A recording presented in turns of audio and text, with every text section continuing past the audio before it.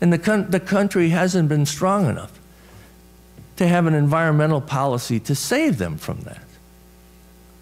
Maybe it's a lost cause. And a lot of people have said, you've heard it, we ought to take care of our own first. You know, we have a lot of sick and hungry and poor people here in America. Why don't we just take care of our own?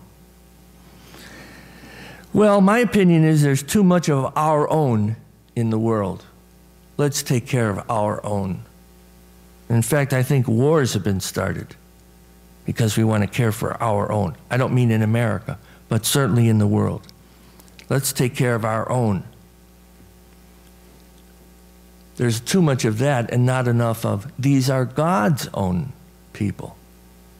Jesus considered everybody his own. He consorted with strangers.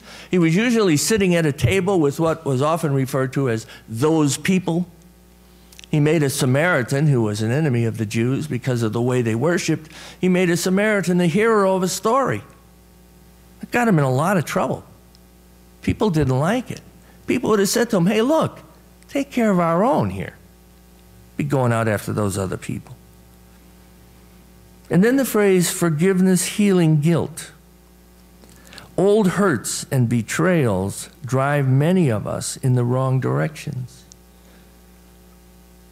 I wonder how many old hurts and betrayals are to be counted in this room.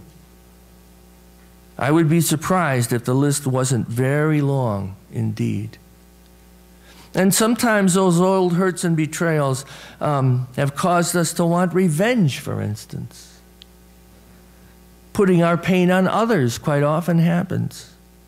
In my counseling ministry, I'll use just men for an example, but men who had a poor relationship with their father sometimes take out that poor relationship on very many other people.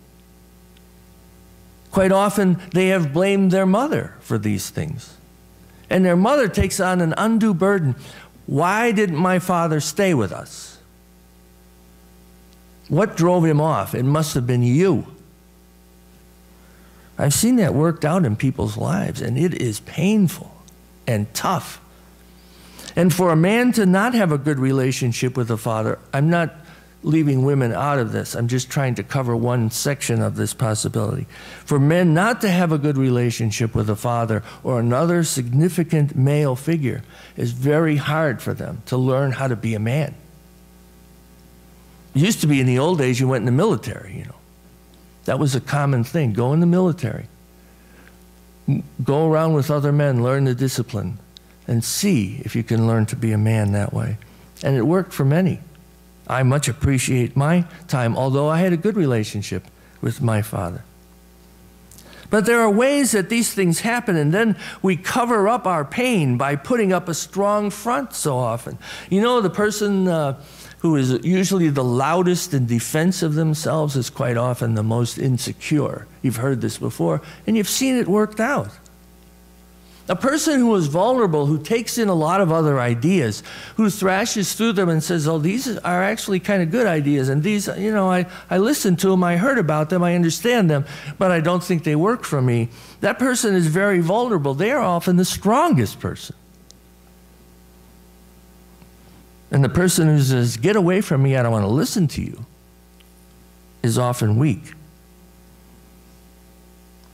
And that hurt, that unfeeling, that disconnection from other people can be extremely tragic.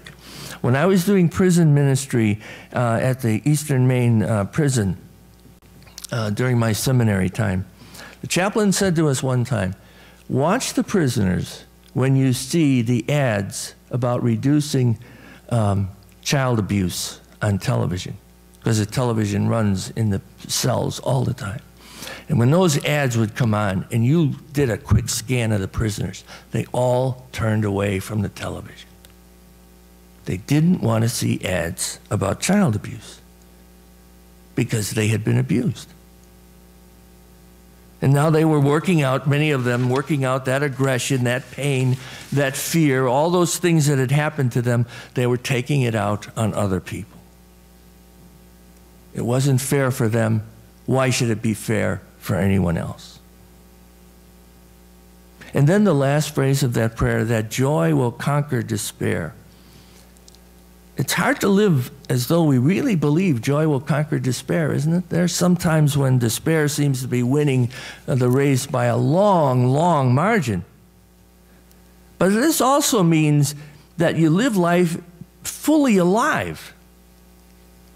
This is what this joy means, that I'm at life all the time, that I'm trying to do my best all the time, that I'm trying to think about what life means all the time.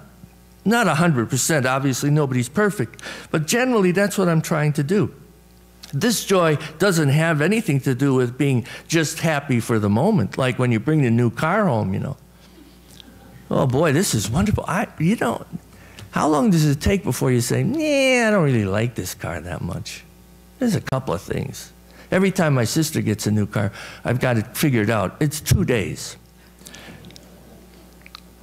I've arrived on 2 occasions after she got a new car, and 2 days later was, you know, the old one was this, the old one was better at that. That's just happiness. That's not joy. And the odd thing is that sometimes, even at a funeral, even in the midst of tears and loss, I see signs of a deep joy among people. And having had this person, this loved one now gone, having that person in their life to love and to cherish. And even at a funeral, they have joy about this. And nothing can take that joy away from them. If it isn't death, then nothing else can take it away. Because that joy from the life of a loved one, no matter how long it lasted, is part of us when they're gone and does not go away. All of this is the Jesus cause. All of us tells us that we have it in us already to appropriate our life the way this prayer speaks, to live our days as though we believe this, because it is inside of us. It is there to share with those who are close to us, and this actually increases our joy and our forgiveness and our sense of being one with many different kinds of people. This is the possibility of having the eternal with us all the time. 1 foot in heaven and 1 foot on earth. Living this with our whole being in every conversation, as well as working for some great cause. That's what this transfiguration, I think, was all about. It talks about Jesus being changed. But the one who is really changed is us. Amen. Will you please rise and receive the benediction? Finally, brothers and sisters, whatever is true, whatever is honorable, whatever is just, whatever is lovely, whatever is gracious, if there is any excellence, anything worthy of praise, think about these things. And what you have learned and received and heard, now do. And the God of peace be with us always. Amen.